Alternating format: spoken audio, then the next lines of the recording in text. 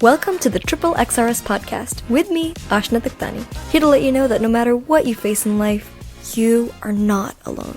We do this through a safe and judgment-free community where we share relatable stories for relatable students from relatable scenes. Hey everyone, and welcome back to part 2 of I Got Into an Ivy League and You Can Too, Insider Tips from an Ivy League Graduate, featuring Anushka Lakhani, the one and only icon. She has gotten a double major in philosophy, economics, and politics, as well as psychology. So this girl, you know she's got it. She originally started as a student, she is Dubai born and brought up, and she started off as an NYU student transferring to University of Pennsylvania, an Ivy League school. And in this episode, as well as our previous episode, she gives us all her top tips, all the insider tips of getting into an Ivy League or whatever college of your choice. And in the last episode, we covered specifically the essay writing process that is very specific to US-based admissions. And then she also spoke to us about her experience in NYU and UPenn, talking us through the transfer system and going technical in the SAT side, letting us know if she's done APs or not, letting us know what her extracurriculars were. And in today's one, we're going to be looking at what is the difference between NYU and UPenn in terms of campus life, and application process. And then we're also going to be looking at how to pick our courses. How do you know what is right for you? How to create new friends, whether it's in school, college specifically, or even just life. And then we look at balancing life and school, preparing to deal with potential rejection within the application process, and answering all the other questions that you guys sent in for the one and only, the icon, Anushka Lakhani. So welcome back to part 2. Thank you so much. So welcome back to part 2, and I am just going to dive straight into it. Okay, so here is your first question for part 2. What about campus culture? You know, what is specific when it comes to campus culture or just academic life, and maybe some differences between NYU and UPenn? Okay. Firstly, when it comes to just like general school environment, they're both in big cities. So if you are someone who like really enjoys exploring cities, being like a tourist, like being able to like go get ice cream or visit the Apple store in the middle of the day and come back home, or like go shopping in the middle of the day, like both of those college experiences are very conducive to that. I would say NYU is a little bit more scattered, where you definitely feel like you're part of just the city and you feel a little more adult. I know my friends who went to NYU love that about it. They were like, I love that I was an adult from day one. I think for me, I wanted something where I felt part of like a smaller, like community group, and community group is not the right word, but a smaller community of people and students who were my age. I really like having some sort of a home base. And so with Penn, having a closed campus was really nice, but then still having access to the big city, having access to internship opportunities, volunteer opportunities, chances to like get out of campus like super easily, go on like a long walk to Center City and be back in like 30 minutes. Like Penn's campus is 25 minutes from like Center City, Philadelphia. On the weekends, there's like Rittenhouse Park, and there's this like wonderful piano man who plays, and people just like sit and listen. So I like the idea of being part of like a greater city and the humanity that exists around you, which you'll get in both places. But I think at Penn, I can very easily remove myself and then put myself back into it. Which I think at NYU, you kind of have to like every day when you step out, you're like in the real world. And I think as an 18-year-old, I was like, I don't feel ready for this just yet. And I will come back at some point. I still haven't moved back to New York. I spent the summer there last summer, but I'm now in DC. So that was one thing. Can I have water Yeah, and then think of two other things to tell you? girl, please take your time. This is, yeah, be comfortable. On that note, hydration is key. Yeah, I'll This be is what I recording need. episodes like back to back, 2 to 3, and by the end of the thing, like my throat will start out great, and by the end it's like, I can't talk. So it's like, Mhm. you know. No, literally. Um, Me also checking my Slack on the side. Like, did I get pinged by my manager on my work from home day? Okay. The second thing I'll say is the academic diversity at both the places. I think Penn offers a lot of majors, so does NYU. Um, But I think NYU, something I found is that there was a greater sense of openness towards exploring different avenues and different subject areas, and people were very equally passionate about those things. Whereas I will say, Penn is definitely on the pre-professional side. Wharton has a very big like foothold on the rest of Penn. And I know a lot of people would use this phrase pre-professional when I was applying to colleges, and they'd be like, "Oh, this college is very pre-professional," and I'm like, "What does that mean?" Um, and a lot of it is like it's very focused on like pre-professional avenues. So the pre-meds, the pre-law, and then like business. Um, Again, I will say a lot of people come to Penn with like a lot of different interests and have a hard time keeping to those because you almost feel inclined to go into the business world and pursue either investment banking or consulting like that. There's a very big IB consulting culture. So if you are coming to Penn, be aware of that. And that doesn't, I mean, I came out of Penn, because I had taken the gap year, I kind of knew that that's entirely not what I wanted to do. But you need to have a very strong sense of what it is that you want to do or why you don't want to do IB or consulting to not get swayed by that. And I think that's something I missed about NYU is just like all my friends were doing very different things, and all of those things were held to the same degree of like stature, um, and people felt excited about it. So I would say that's one difference. Sorry, just before you talk about the other elements, I had a question. What, in your experience, obviously now because you've gotten a bit of working experience as well, right? So, Yeah. what do you think is more useful after university? Something like UPenn, where it's kind of you stick to sort of one thing. Like, there's freedom, there's academic diversity, but obviously everything is, you stick with it compared to NYU's, try everything kind of model. What do you think is more useful? hmm I think there's a distinction here between the way the curriculum and the university is built and then the types of people it attracts. And maybe that's a great question because I think it helps me parse those things apart, even for everyone listening.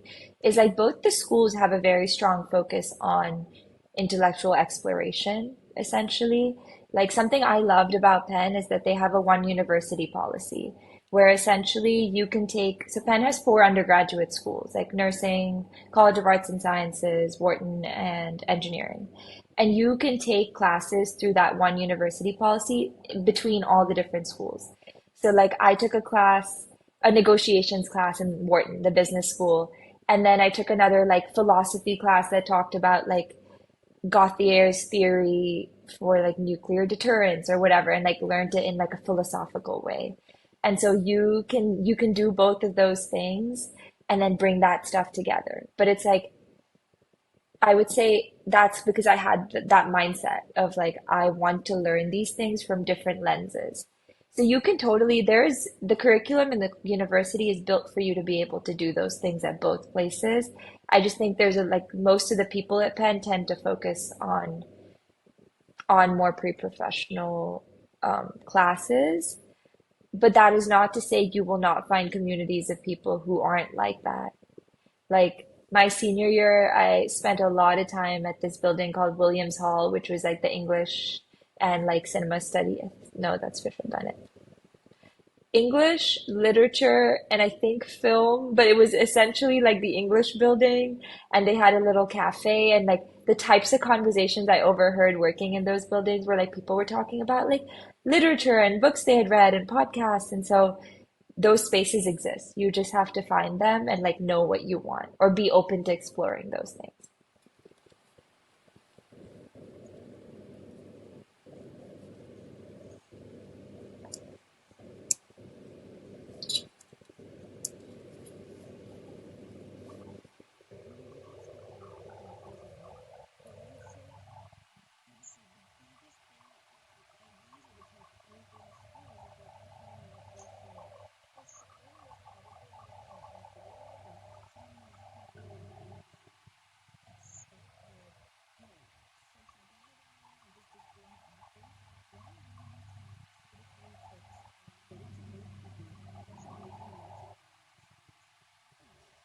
Yeah.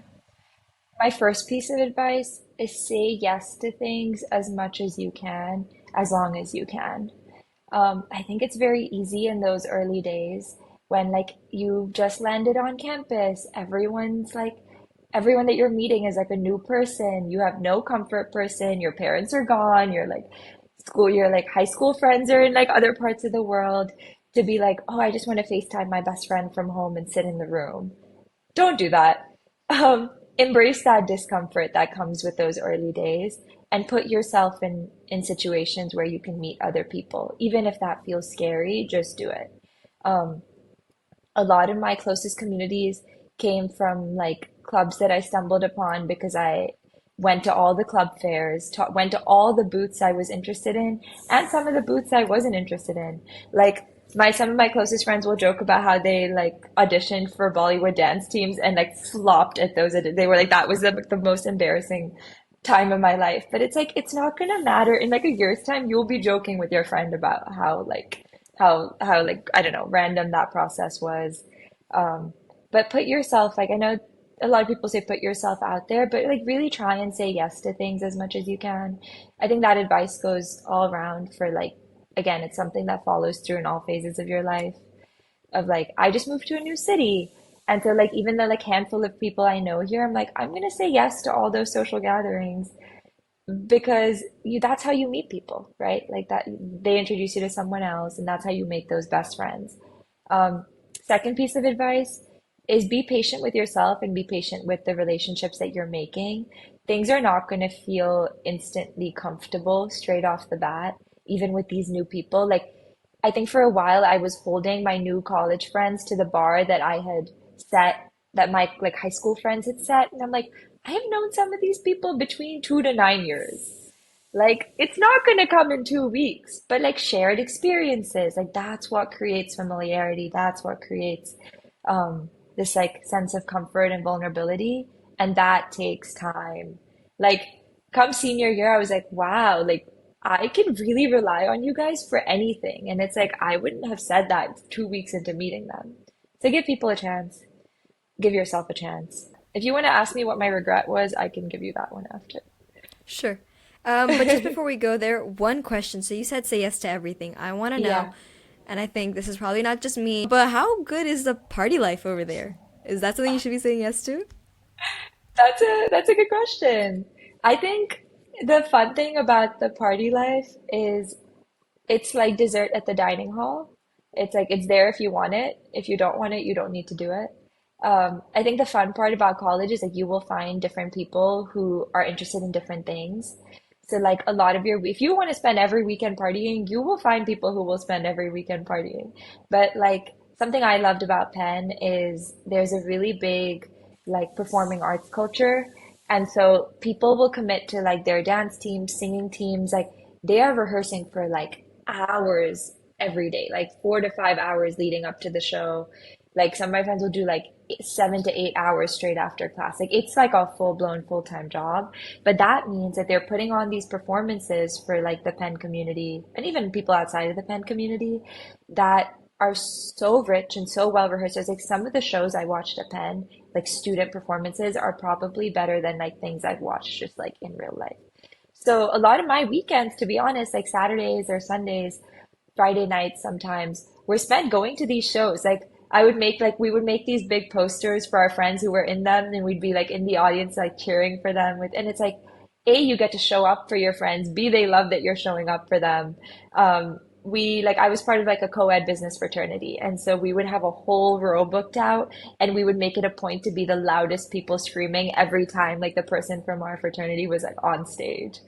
Um, and so, yeah, you can like there's such a wide range of things you can do on a weekend. There's like open mic nights. Like if you're into poetry, like that's something you can go to. You want to like be the one performing, you want to be the one supporting, you want to go out partying. Towards the end of college, my friends and I got more into like very wholesome activities. So we would do like cooking and painting nights.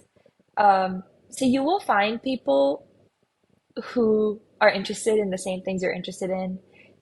Be open to the things that they're interested in. Like try new stuff. That's the time for it. Um, yeah.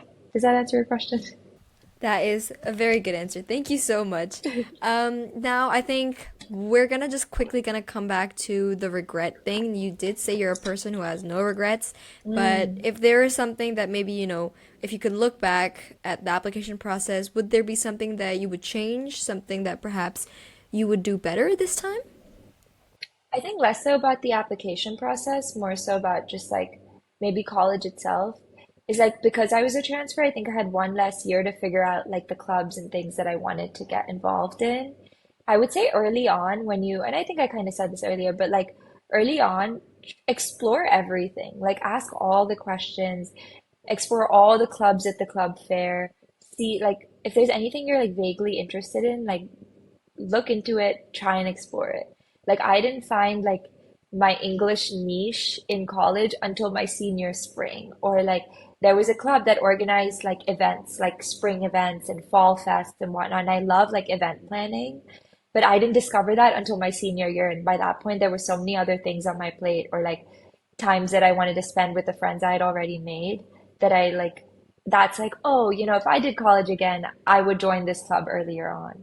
So really, I guess try everything out early on and discover what exists. That's a big one. Sometimes you get to the end, you're like, I didn't even know Penn had this, or I didn't even know my college had this.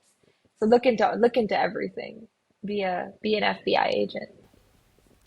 I love that being an FBI agent.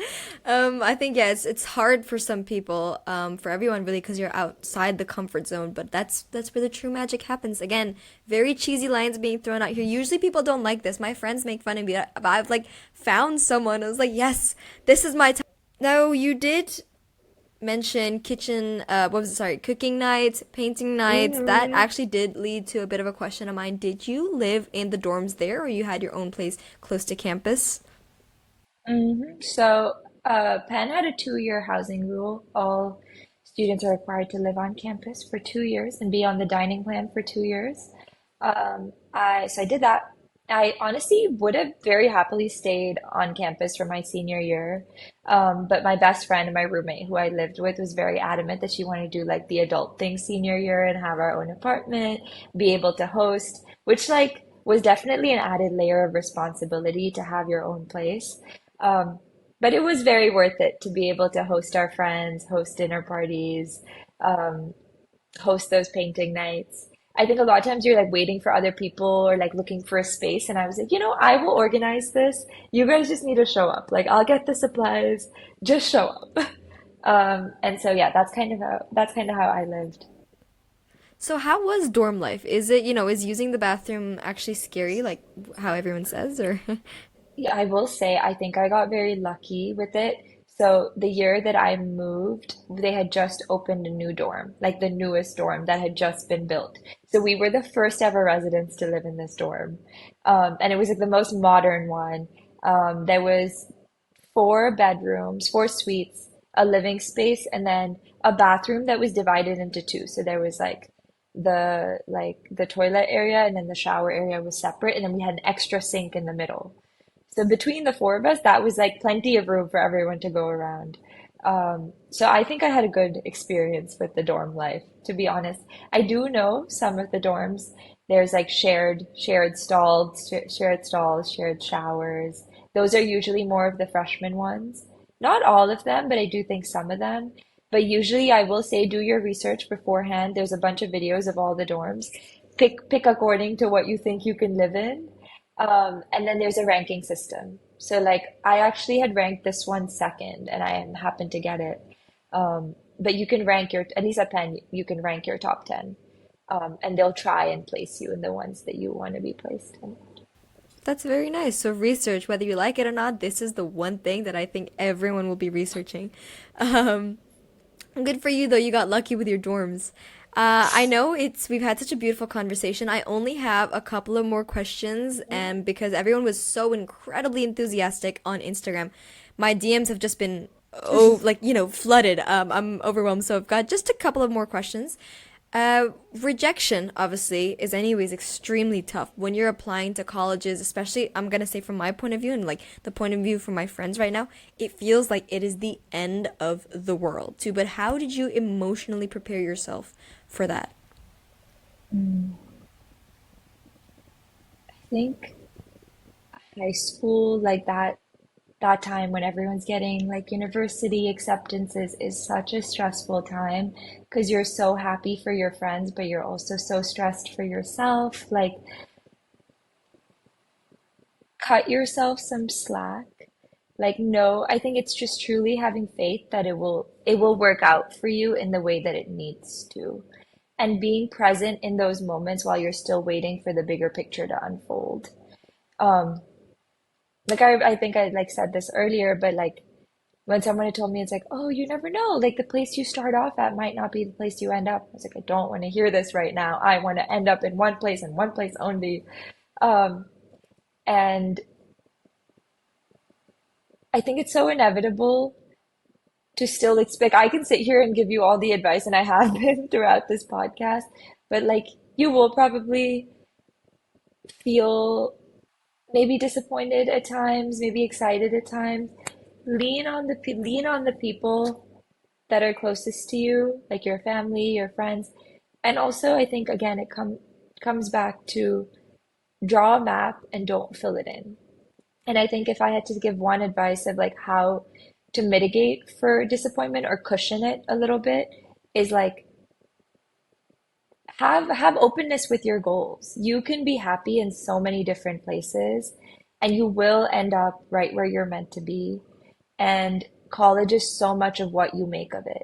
Like I could have been an incredibly happy, successful person at NYU. I could have been an incredibly happy, successful person at Penn, or I could have been an unsuccessful and unhappy at both. So much of it is just like your perspective and what you do with it. So like know that going in of like no matter where you go, it is literally just what you make of it. And draw the map and don't color it in. I love that. There's actually a saying that it's I think I've heard it in Hindi, but I'm just gonna translate it. It's whatever happens, happens for good. And if I'm not wrong, it is from Lord Krishna. So that's just something that I really, really stick through. And what you said about perspective, we've actually covered it a lot. So for those of you listening, we have an incredible episode when it comes to perspective. We've covered that a lot, and it doesn't come easily. You have to kind of practice it to kind of master how not to get disappointed by those things, how to turn them around. So if you ever need help with that, we are right here at the Triple XRS podcast. And just the last two questions, I would say. I'll bring it to three. One I think because we like to do a rapid fire round. Okay, so I'm gonna keep the last Oh, question for under like 30 to 60 seconds. okay. But over here, how did your experience at UPenn prepare you for your current path? And what advice do you have for current high schoolers about future goals? Mm. This is not the rapid fire. No, this is not the right. This is not the rapid Okay, fire. okay. I'm trying to give you something fresh, so give me a couple moments to think No of problem. something I haven't already said. No problem. Um, okay. Okay, got it. Okay. I will say the biggest advice I have is be willing to learn from the people around you wherever you go. I think my most significant learning experiences at Penn came from being consistently inspired by all the people I was around. Um, Junior year, I lived with this girl who, no matter what time she went to bed, would wake up at like 6 a.m. and go on a run in the morning. Like she just had that discipline of like doing it. Um, I have friends who are so deeply dependable. Like they can be incredibly busy, but if I'm like, hey, I need help moving this or whatever, like they will show up. And like there were so many little things. Like I have a friend who's like incredibly curious. Like when I talk to him, he will like constantly ask me questions and then unpack those things. And it's like A, have the eye to observe all the wonderful things that you're seeing in the people around you, and then B, try and see how you can learn from the best of those. And like I always say, the best parts of me come from all the people that I love, like my family, my friends. It's because there's like little nuggets, like, oh, I want to be dependable like Jess, and I want to be like curious like Amin. Like there's all of these little nuggets of the people around you. And I think that is the biggest thing you're going to get from college is like people who are so deeply inspiring, but you need to have an eye to see it. and and the will to take those things, take a little bit of that sparkle and add it to yourself. That's incredible. And it is that you are the sum of the five closest people around you, you know. So obviously Hmm. it's choosing that circle wisely and also kind of taking the time to almost slow down and look at what do you love so much about this person. We have, okay, Yes. Okay. Okay.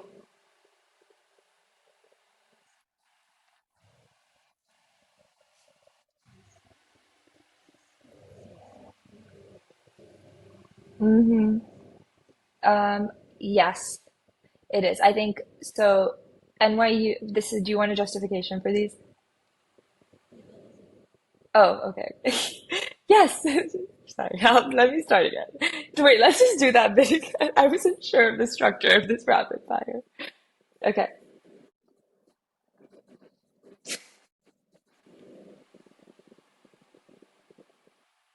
Okay. Yes, and there's also, so Penn is the area that it's in is in University City. So essentially, we're on this side, the other side is Drexel. So you see a lot of college students. NYU, also that general area is like for NYU students. So you see a lot of students in place. But both the colleges, essentially all colleges have safety measures. And so you have like a, what I like to call like a free Uber service, but it's called Penn Rides, where if at any point late in the night they'll drive you from one place to another. The summer that my friend and I spent in Philly, we used to go get kava in the evenings and come back, which is like a fast food place. Or we'd go like when we'd go to Trader Joe's to get our groceries, we'd like Uber Penn rides back with like our groceries. There's also Penn walks where there's like a security officer who can like walk you from one place to another if you need it. But yeah, my friends and I spent like a good amount walking in and out of Center City like later in the night, and it was fine. You just have to obviously be aware and be cautious.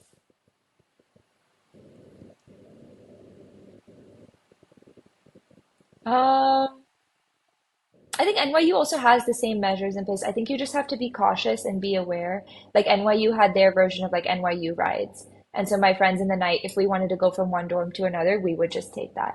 Penn obviously has an enclosed campus. So as long as you're walking inside of campus, you're fine. You're perfectly fine. If you're walking outside of campus and you want that extra added layer of security, it's the resources are there for you.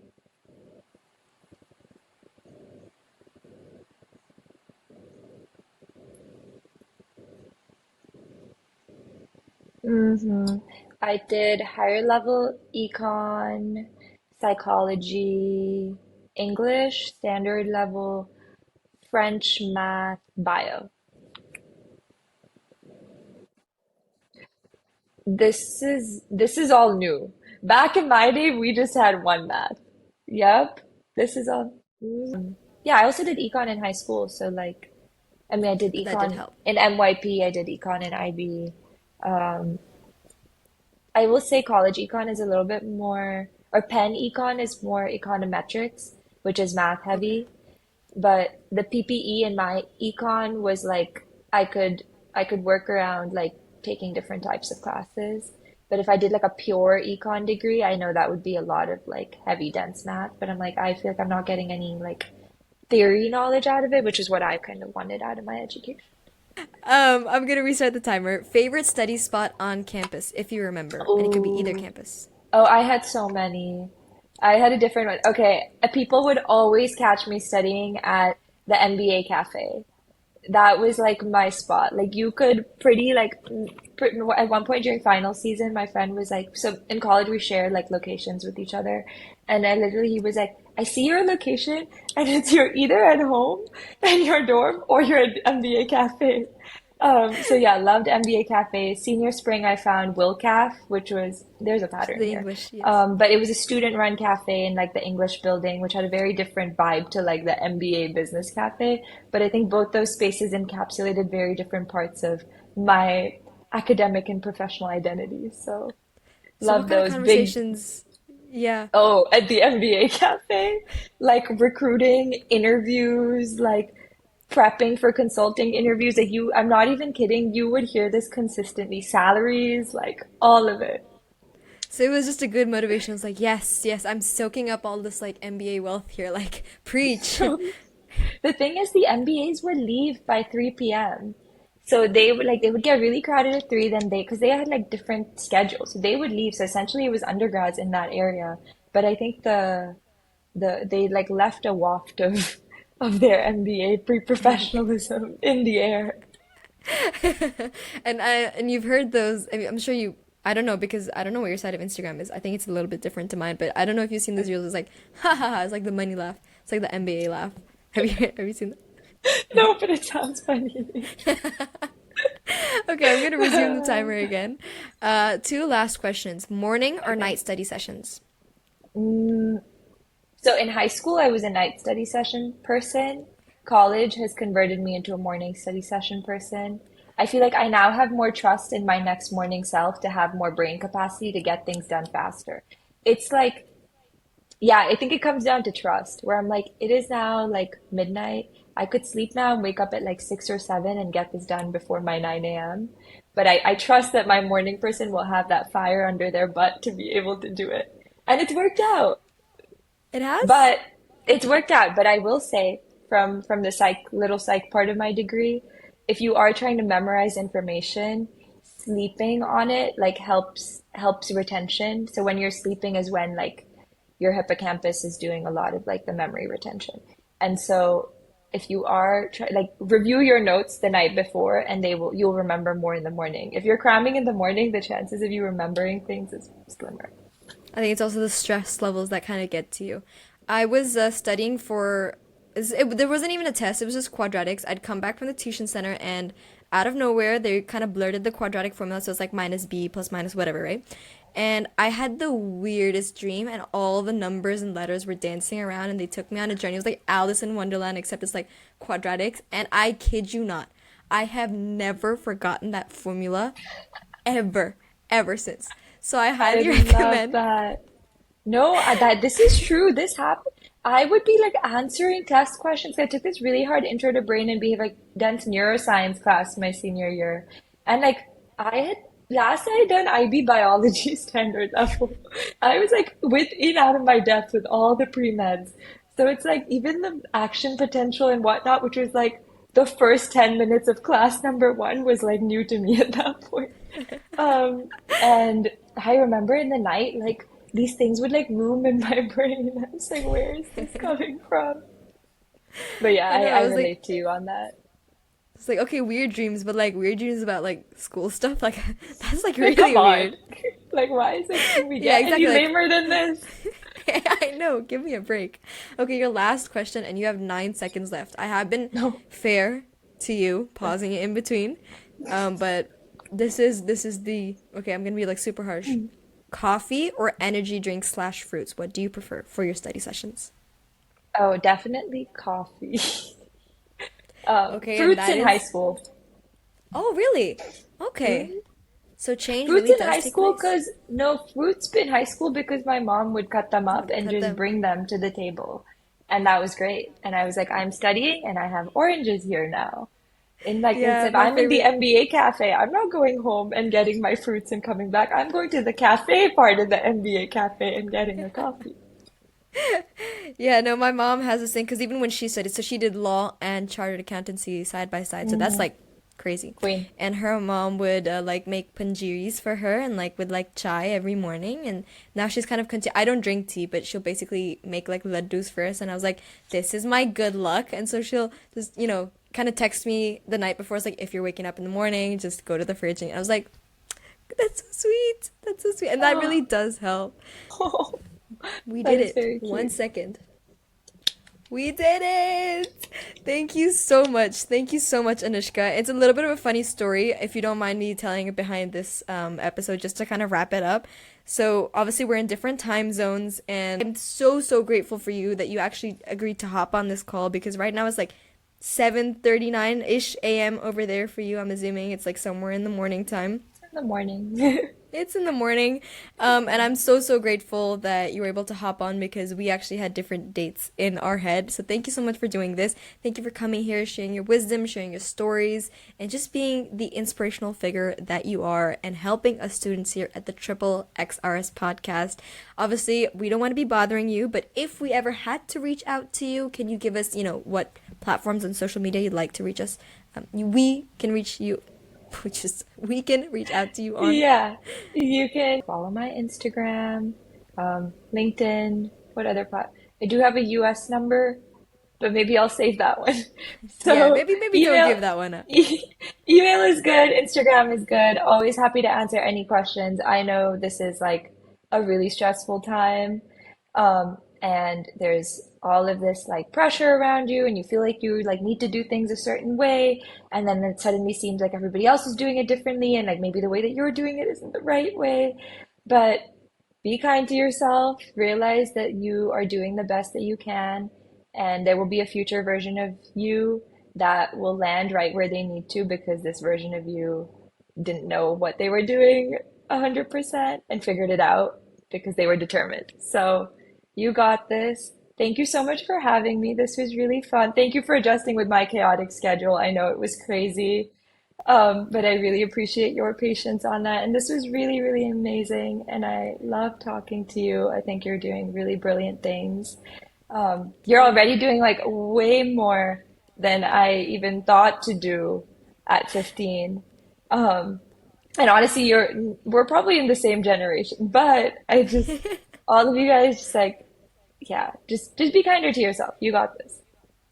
Thank you so much. Thank you for joining. And if you ever need anything to the listeners out there, remember the Triple XRS podcast is a platform for you to reach out. So if you ever have any questions, any topics, anything you're struggling with, or perhaps something you want us to celebrate together as a judgment-free community, you can always DM me on Instagram or drop it here and message me on Spotify. Thank you so much for tuning in to the Triple XRS podcast. My name is Anushka Lakhani. I'm joined here with the one and only Anushka Lakhani, and we are going to wish you, well, actually, because it's good night over here, but it's good morning there. Oh, just enjoy your listening time on Spotify or Apple Podcasts or wherever you are.